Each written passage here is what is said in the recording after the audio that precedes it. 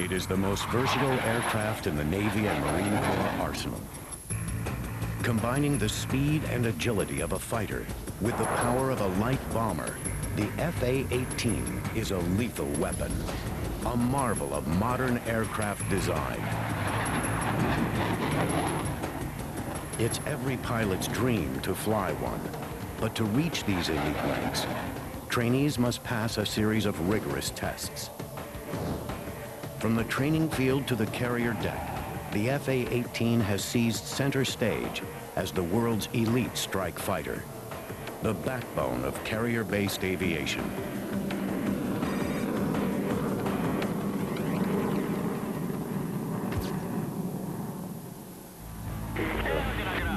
Thanks for 3-1, Josh, approach Charlie, count 230. Code 3-1, go. Every day in the skies over hostile territory, squadrons of F-A-18s are on the prowl. This is the front line where the F-A-18 excels. Striking targets in support of troops on the ground and tracking the horizon for enemy fighters. These jets project power from thousands of feet in the air. And their reach extends to almost anywhere on the planet, because their home base is no ordinary airstrip. For the F-A-18, home base is a floating runway churning the waters miles offshore. This is one of the United States' 12 aircraft carriers, a fully functional airport at sea. Even after striking targets and risking the threat of enemy fire, these F-A-18 pilots can't rest until they bring their aircraft safely to a stop on board.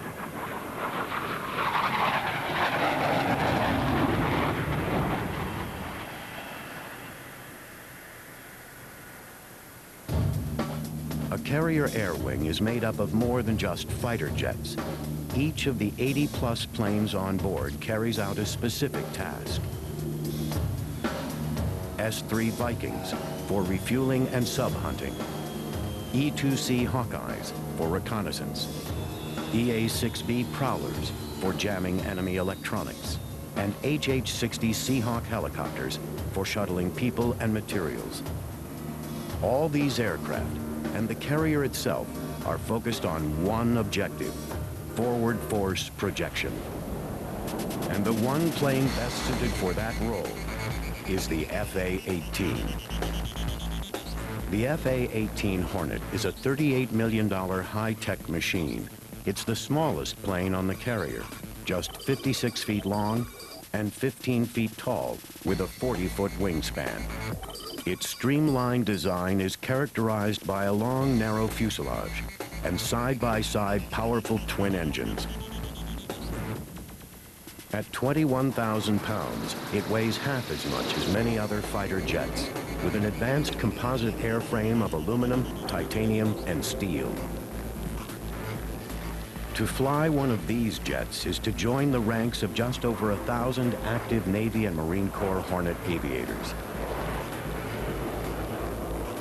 The journey to become a carrier-qualified F-A-18 pilot begins thousands of miles away from hostile territory in the peaceful farmland of Central California. Naval Air Station Lemoore is the Navy's newest and largest master jet air station. The flat terrain and lack of neighbors makes Lemoore a perfect spot.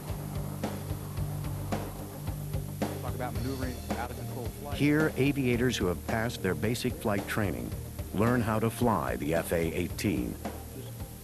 It's a mentally and physically challenging program. The newest class of trainees will undergo 300 hours of classwork and at least 300 hours more in simulators and training aircraft before they can even step into the cockpit of an F-A-18 jet. Lemoore's Flying Eagles of VFA 122 are among the best in the Navy when it comes to training elite aviators, preparing them for battle. A fleet replacement squadron trains the frontline pilots. That's what we do. The folks that we get into VFA 122 have never flown anything tactical, but when they leave here, they go right to a frontline fleet squadron. To forge elite pilots out of raw aviators, trainers here push their students harder than most other squadrons. We have roughly 100 students of some type in training at any one time here. We're flying probably more than we expected to, certainly more than anybody else expected us to the tune of 18,000 hours last year alone, where another squadron with a similar mission like this one typically would fly 12 to 13, maybe 15,000 flight hours. To put that in perspective, a fleet squadron on a very good year might fly 5,000 hours. Since the delivery of the first F-A-18s in 1980, Lemoore has been known as the home of the Hornet. Nearly 365 days a year, from the early morning on, the skies over Lemoore echo with the deafening roar of F-A-18 jet fighters. The F-A-18 that these trainees hope to fly is a much more sophisticated machine than earlier Navy jets. The F-A-18 is the first jet designated both F for fighter and A for attack. The deployment of a multi-role strike fighter had been a long-time goal for the Navy, and the F-A-18 has fulfilled that goal and more. While past planes like the F-4 could be configured as either a bomber or a fighter for a single mission, the F-A-18 can fill both roles simultaneously. The beauty of the F-18 is that you can carry a number of weapons across the wing, 6, 7, 8 weapons that can all be independently targeted on separate aim points in a target area. In the past, you may have needed, a whole strike from a carrier to be able to do that. Now you just do it with one airplane. The F-A-18's multi-role capability has made it the mainstay of the carrier air wing. On the deck of an aircraft carrier, F-A-18s undergo constant structural stress caused by the violence of landing. But they're built to take it. I think what you'll notice, versus an Air Force aircraft, is just look at how beefy the landing gear are on any Navy airplane. And that's just to withstand the shock of coming down at about a descent rate of 750 foot per minute rate of descent, flying that 3-degree or 3.5-degree glide slope. The landing gear is built to withstand that shock. With 15 years of F-A-18 experience, Dan Dino Martin knows full well the challenges of fleet aviation. He's successfully touched down on carriers over 400 times. Landing an F-A-18 is the equivalent to bringing a loaded semi-trailer from 150 miles per hour to a full stop in less than 3 seconds. The F-A-18 is also built to sustain a punishing takeoff. Another thing you'll notice about the aircraft, the nose gear is going to be real beefy, but what's this ugly looking thing right here hanging off the front of the nose gear? That's our launch bar, and that is going to be hydraulically extended and retracted. It goes down into that shuttle, it goes down a cat track, and that shuttle grabs onto the tip of that launch bar, and that's what propels you down the catapult stroke.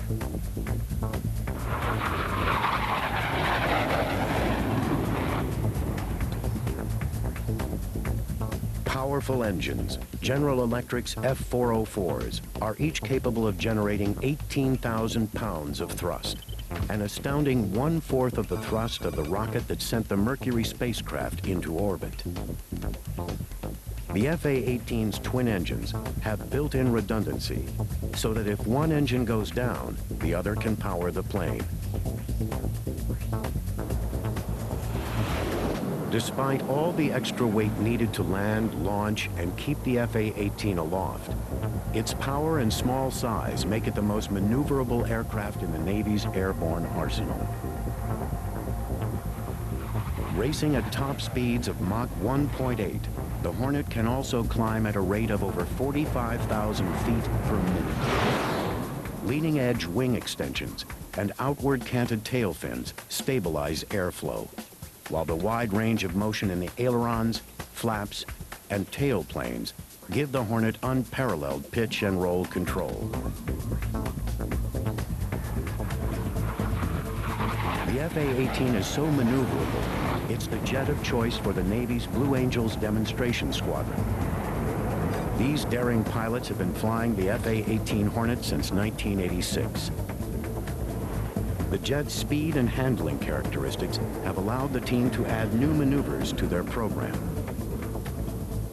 The A-18 can turn on a very tight radius and perform rapid rolls, all while also displaying the best slow speed ability of any Navy jet. But the Hornet's maneuverability takes a physical toll on the pilot. Its high-speed turns can create over 7.5 Gs.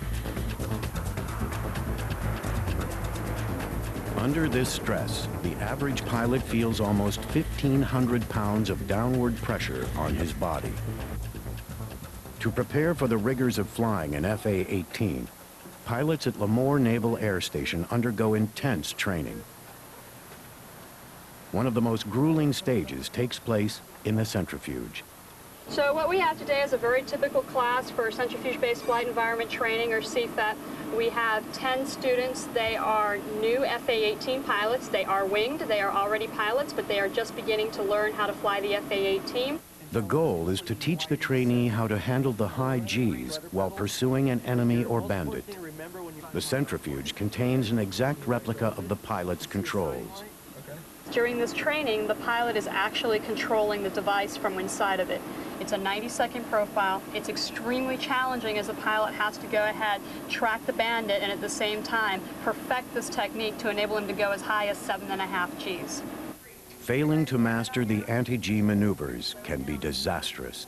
If at the point that the pilot begins to experience gray out and he does not correct the situation by improving his anti-G straining maneuver, this can progress to G-lock, which is gravity-induced loss of consciousness. During a G-lock event, the pilot is completely unconscious. Typically it's about 12 seconds, but it can be as long as 45 seconds. Probably even more dangerous than the G-lock is the A-lock, or the almost loss of consciousness.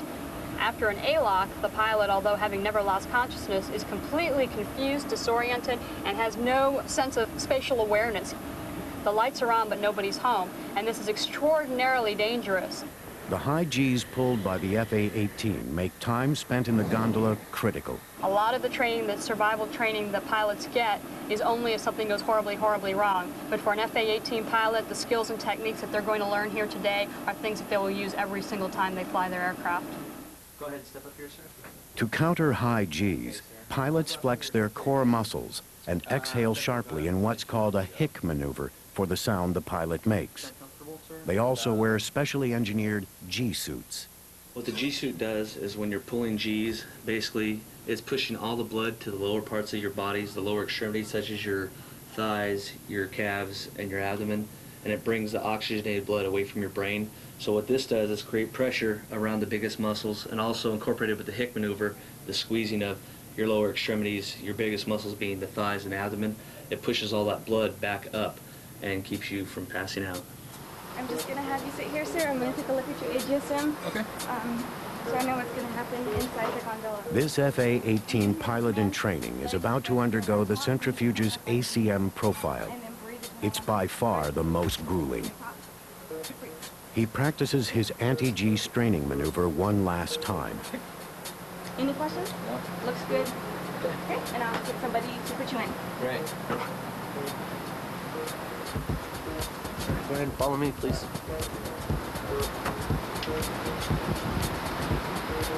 Personnel in a control room monitor his breathing and blood pressure levels and watch for G-lock and A-lock symptoms.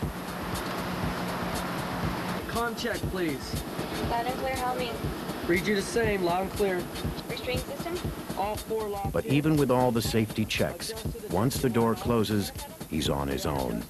G-suit? Plugged in, comfort zipper zip, no air first drive. All right, pilot is clean. Gondola is clean.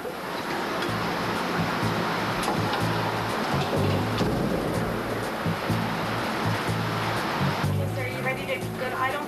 Yes. It's going to be about 15 seconds till you feel it start moving. Breath? The initial stages of the profile hover between 5 and 6 Gs, with breaks of minimum G tolerance in between. Then the pilot is taken to the F-A-18's maximum G-force level. Rest up as much as possible. This next peak is 7.5. I want you to pull the stick back and get on top of the G's as quick as possible. Bites on, get a good prep, 7.5. Keep it in, bury that stick, back, free. 2, get him in the middle, sir. Hold it off, sir. Lock it off. Seal it off, sir. 3, coming down this time, follow him down. Today, the pilot maintains consciousness, but even the toughest aviators will feel the effects for as long as 12 hours, and this trainee will have to endure at least 2 more profiles before he's certified. You can really feel like all the pressure going like out of your head and chest down into your legs, and when you start straining, you know, you can see the lights start to come back on a little bit, but to keep working that hard to see is really tough. In an F-18 Hornet, it's really important to be able to understand how this training works, using the G-suit and the centrifuge, and understand how your body reacts to Gs, because you could be fighting somebody one-on-one in a real dynamic environment where you're pulling a lot of Gs and trying to look out over your shoulders and maintain a good look at so you can see the bandit. Or if you're coming off a target and you have to snatch on a bunch of Gs real quick, and you need to know how to prepare your body so you don't black yourself out or go unconscious. To maintain control during the most difficult maneuvers, the FA-18 contains a computer-assisted fly-by-wire system. Some pilots say it makes operating a plane more like a video game than traditional flying, but its impact on safety and handling is very real. The F-18 is a fly-by-wire aircraft. In other words, as a pilot in the cockpit, you are merely a voting member of the flight control system. 2 flight control computers analyze inputs, digital inputs from the cockpit, from stick and rudder inputs, and then transfer that information to hydraulic actuators back here in the flight control surfaces to give you what you want. Merely a left turn isn't like in a Cessna where the ailerons, you know, rise to meet you. In other words, a left turn here, this aileron's going to come up and that aileron's going to go down and we're going to turn left. Well, that may not necessarily be the case in an F-18. The flight control computers are going to say, okay, he's going this fast and he wants to go left, so I'm going to move these surfaces this way to give him what he wants. The FA-18's fly-by-wire control takes the pilot's stick and rudder movements and interprets them. Separate computing systems evaluate the input and instantaneously decide what surfaces to move. If more than 2 of the computers fail, the pilot can manually take back some critical controls. If the pilot does lapse into G-lock during a maneuver, the FA-18's flight system takes over, automatically leveling out the jet's path through the air.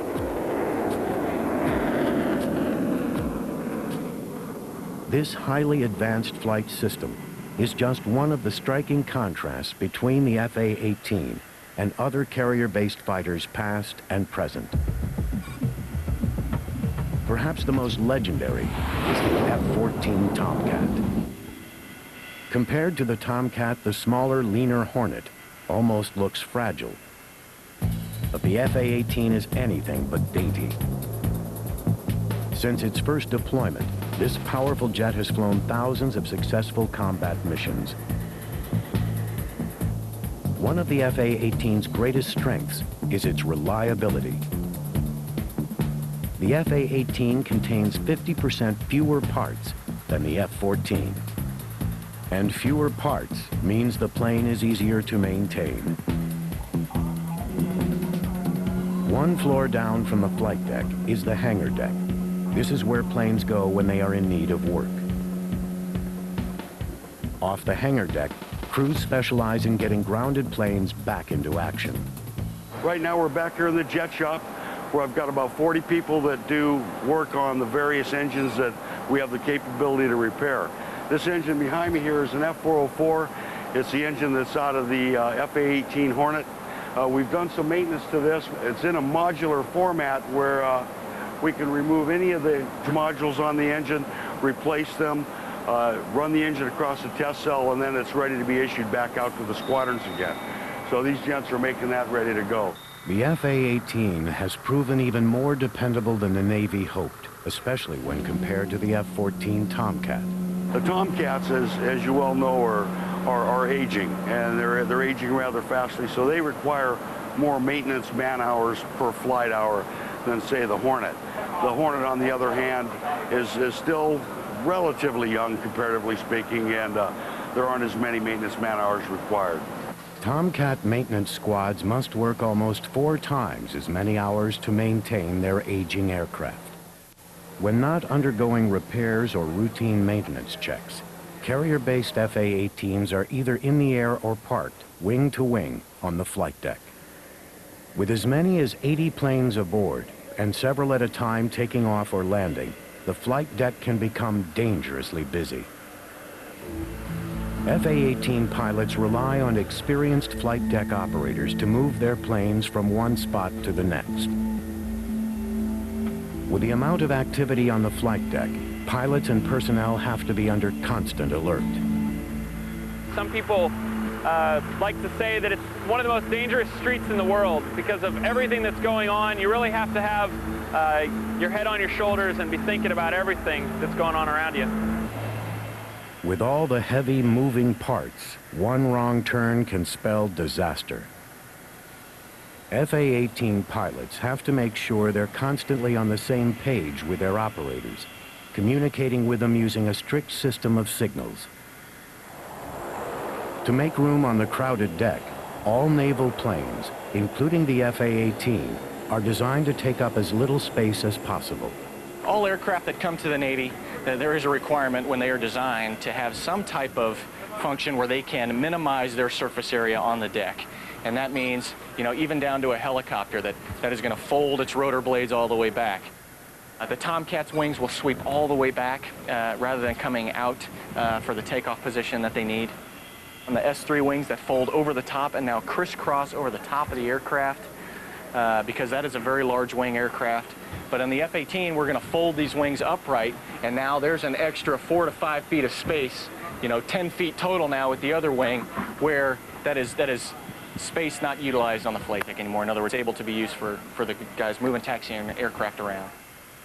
With $38 million worth of machine under their control, the operators gently ease the FA-18s into their spots.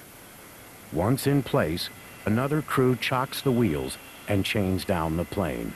They're all following a well-ordered parking plan, a plan monitored just off the flight deck.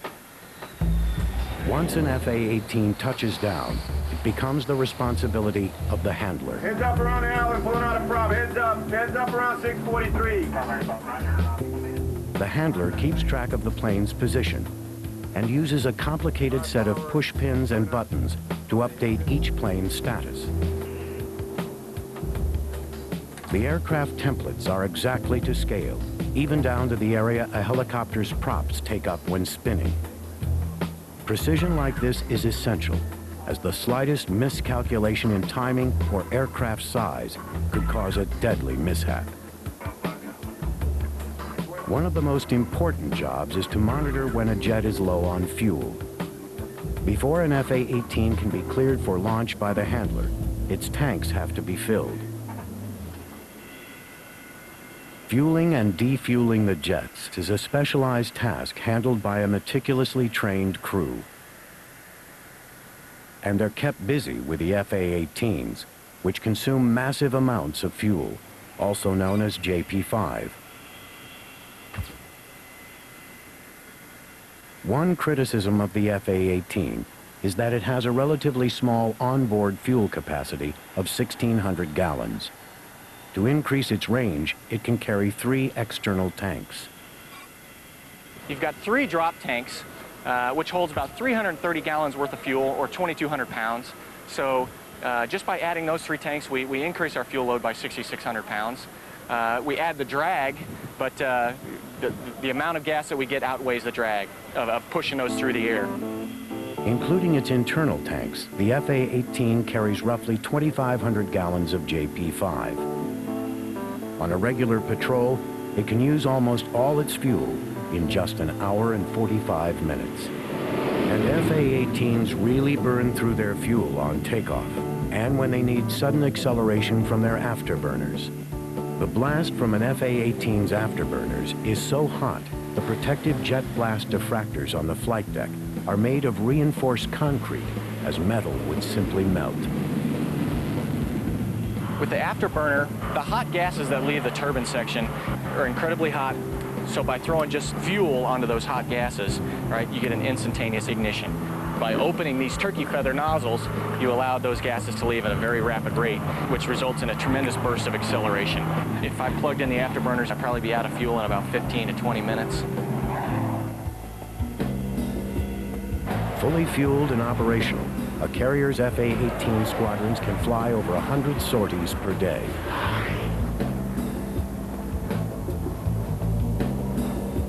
On mission, or as pilots say, in country, the first order of business for FA-18s is to defend against air-to-air targets. This is what's known as dogfighting, and it's an arena in which the FA-18 has proven highly successful. Close combat is a modern duel to the death, and dogfight training is among the most intense phases of learning how to fly the FA-18. What I'm going to try to do is to stay on your tail as best I can today. At NAS Lemoore, trainees have to take on their instructors to earn their FA-18 certification. We will get ourselves to the appropriate... Lieutenant Commander Mike Bossard is in charge of the fighter weapons phase of FA-18 training. Today, he is training a former Tomcat pilot how to effectively maneuver the FA-18 in every dogfight scenario. And once I get to the appropriate range, I'm going to call either a missile shot or I'm going to call fights on. So if you ever lose sight of me today, just look right at your 6 o'clock position and I'll probably be right there. Or you hope so. What do you say we go out there and have some fun?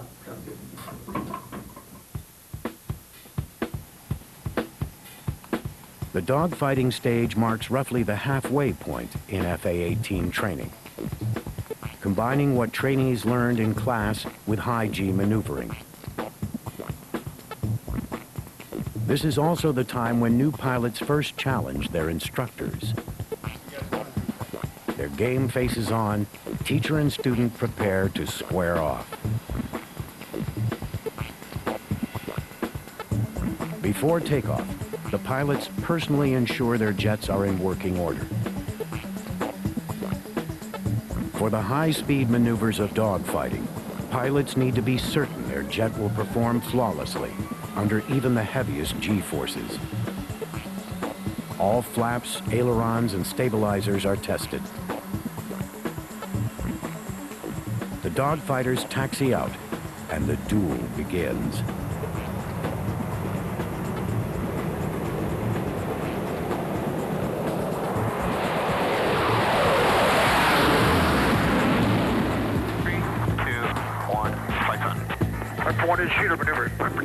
When they're on the offensive, pilots need to stay on the tail of their adversary and lock on target. Trigger down, snap. Defensive maneuvering requires severe G-turns and sudden escape moves. Right. I got sight. Knock it off. That's right now. In the last exercise, the trainee proves his mettle, turning the tables and getting on his instructor's tail. That was sneaky. But he must still complete weeks of additional weapons training before he is certified to drop live ordnance.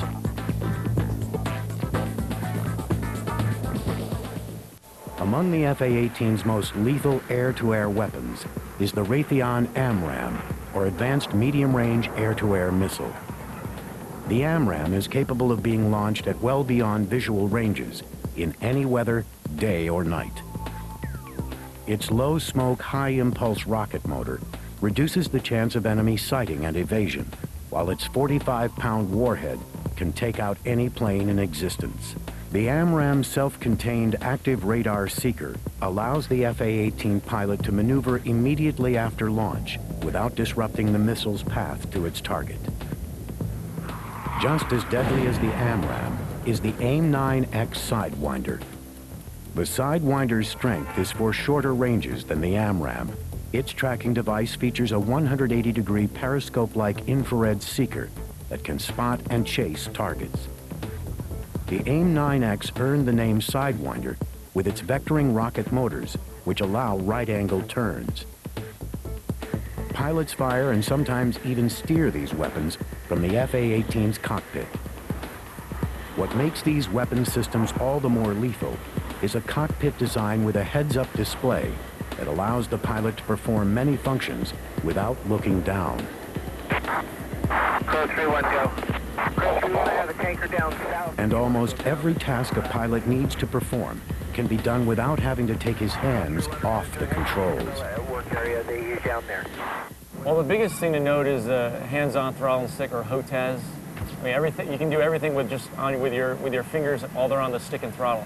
Where the Tomcat was more user-intensive, had to push a lot of buttons, take your hands off the throttle, or take your hands off the stick to do certain things. And in the front of the Tomcat, you had very limited capability as far as what kind of radar modes you were in and what kind of stuff you could do. The Hornet, from the front, you basically can do everything. With the F-A-18's advanced cockpit design and fly-by-wire control system, the pilot has more flexibility than in any other Navy jet. What this aircraft becomes when you go airborne, or even prior to going airborne, it becomes more or less an extenuation of your actual body. I mean, you become a part of this jet, you become one with the jet. What these displays allow you to do is find a mechanism or a conduit through which you can best glean all that information off, and you can incorporate that into your decision-making process while you're airborne. You get very comfortable hopping into this thing, starting it up, and launching off the front end of the carrier with it. To get this comfortable with their planes, future F-A-18 pilots spend over 50 hours in a flight simulator at NAS Lemoore. It recreates almost exactly the cockpit and flight characteristics of the F-A-18. This state-of-the-art equipment enables air crews to virtually fly every scenario. We'll initially start our training here with just basic flight procedures, and as the training progresses, we'll learn different weapon systems, how to fight the airplane air-to-air, and how to use it air-to-ground. And eventually, we'll end up flying at the boat with this.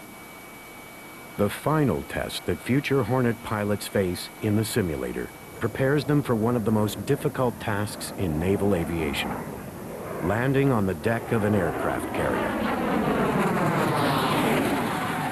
The minute you take off until you get on the carrier, that's all you're thinking about is that landing. You can't replicate that. The simulator does the best you can, but there isn't the feeling of fear, the feeling of death, or the excitement, or the adrenaline. It doesn't come through your system in the simulator. But what this will do is give you muscle memory. When the adrenaline does start pumping through your body and the excitement, you start thinking about what you did in the simulator. After simulated carrier landings, pilots get even closer to the real thing. This is Lemoore's landing signal area, complete with arresting cables, distance markers, and even the identical landing lights pilots use as a guide to touch down on the carrier successfully. Here at NAS Lemoore on runway 32 left at the just outside the LSO shack. Behind me you can see the optical landing system, the Fresnel lens, which provides the pilot a optical reference for how high or low he is below glide slope, and that's real important because the plane has to land at the proper spot on the carrier.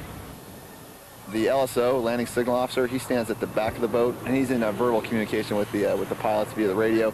But he also uses this, the pickle. This controls the lens. Pushing this button illuminates the red wave-off lights. That would indicate that the landing area is fouled, like there's another aircraft in there, or personnel. And also the cut lights here, you can give by using the cut lights, it's another non-verbal way that the LSO can communicate to the pilot that he wants him to give a little bit of power to come up on glide slope a little bit.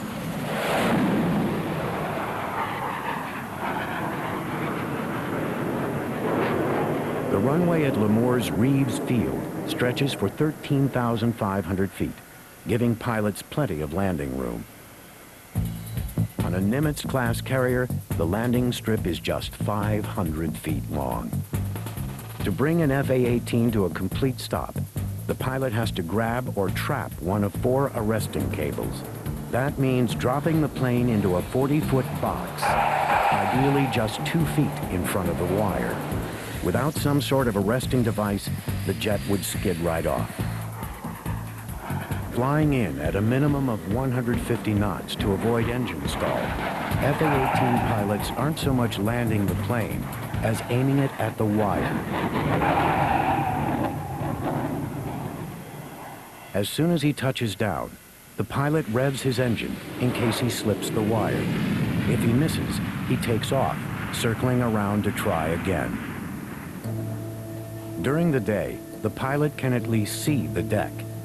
At night, the carrier turns off all but a few lights to avoid becoming an easy target for enemies. Liquid vapor torches cast just small pools of light.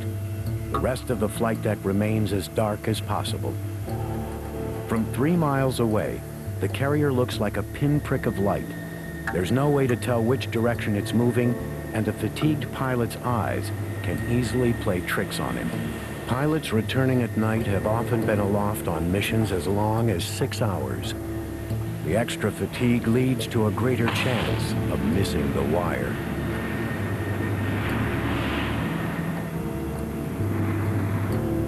You're fatigued. You've had a lot of excitement, adrenaline high, adrenaline low, probably hungry, tired, all that. At night, you don't really look at the carrier except for maybe the last 10 seconds of the approach or something like that. It's just an instrument approach. You have a set of needles, one for lineup, one for glide slope, and you're just keeping those things centered up. Like magic, there's the boat, and you just fly a touchdown. So it's all instrument work, pretty much. And if you keep that thing centered and you keep the attitude on the jet, then you'll grab a 3-wire every time. Day and night, FA-18s and other planes are watched closely in the Air Traffic Control Center, a miniature version of what exists at any major airport.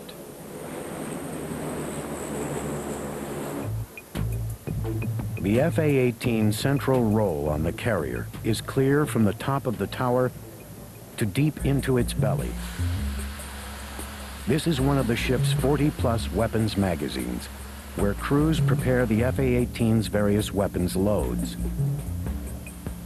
The FA-18 can be configured to carry over 24 different bombs and missiles. Once the FA-18's bombs are assembled, they ride a series of elevators to the flight deck. Although the bomb is not yet armed, it does contain almost 1,000 pounds of explosives. The last step is to add the fuse. The final arming of the bomb takes place only after the plane takes off. From inside the FA-18 cockpit, pilots throw a switch, activating them. Dumb bombs are just a small part of the FA-18's strike-ready arsenal. For precise ground support, they include the latest laser and GPS-guided weapons. Everything we're doing in country is precision-guided munitions. In other words, a laser-guided bomb or a bomb that goes to precision coordinates on the ground. One of the FA-18's most lethal air-to-ground weapons is the JSOW. A large precision strike weapon, the JSOW affixes to the FA-18's middle wing weapon station. Once launched, it releases 2 wing structures that allow the missile to glide toward its target. Skimming just a few feet above the ground, the JSOW releases powerful cluster bombs that can destroy multiple targets in one strike.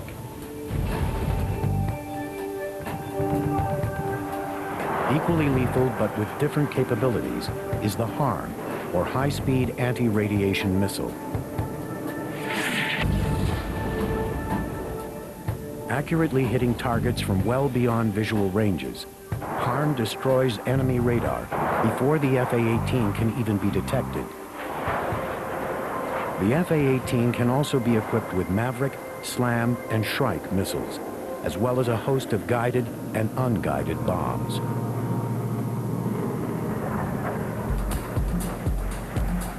The highlight of air-to-ground weapons training is when FA-18 pilots learn what it's like to drop real live ordnance. Flying missions over remote testing areas, pilots take full control of the FA-18's precision strike capabilities, pinpointing designated targets and releasing fully armed bombs. Known as Live Day, this is when new Navy pilots experience for the first time the destructive air-to-ground capabilities of the FA-18.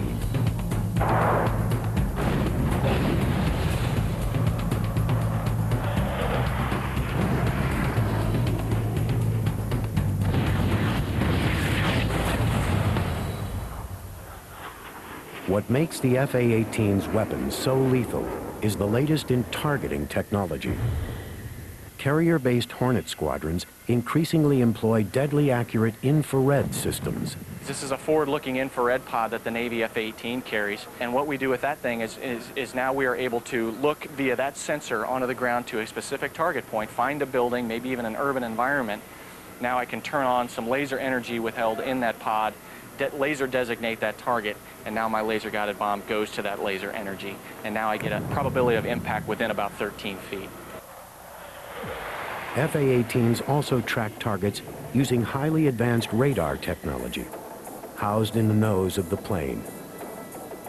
These unique systems allow the pilot to switch between air-to-air and air-to-ground modes with the push of a button. Integrated into an electronic network, the FA-18 takes on a central role in frontline operations. Through satellite data link, the radar, map, and weapons displays of the FA-18 cockpit can be seen by fellow aircrew, as well as commanding officers in the carrier strike group. The frontline FA-18 becomes the eyes and ears of an integrated battlefield.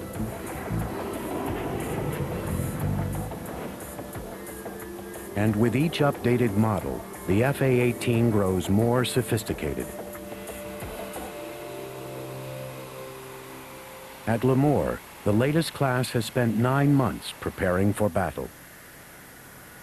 As they set out for the fleet, the most recent graduates take control of the next generation of FA-18, the Super Hornet.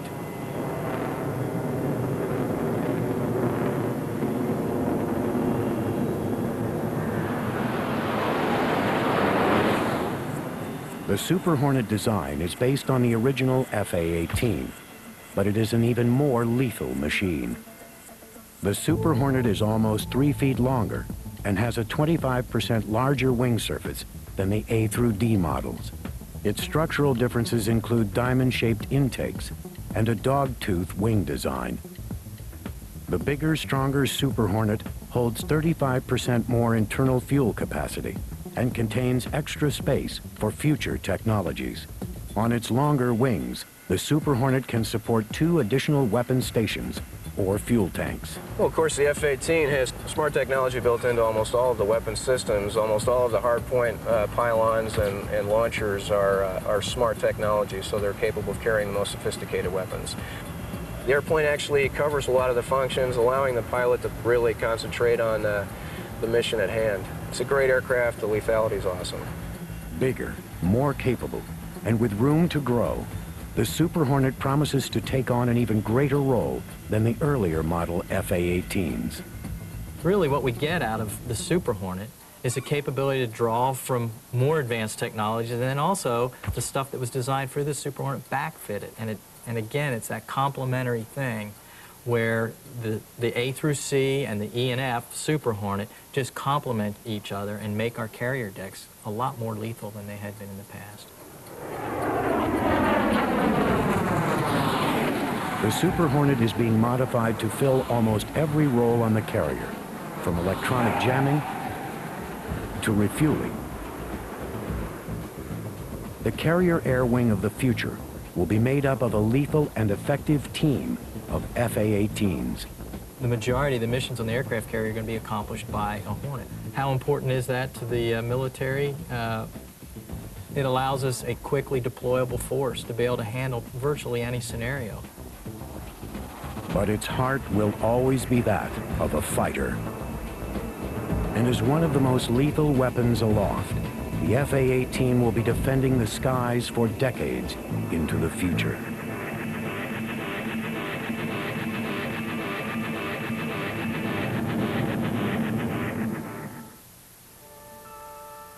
Coming up next, it's back-to-back episodes of the latest and greatest in military programming on Military Showcase, next on the Military Channel.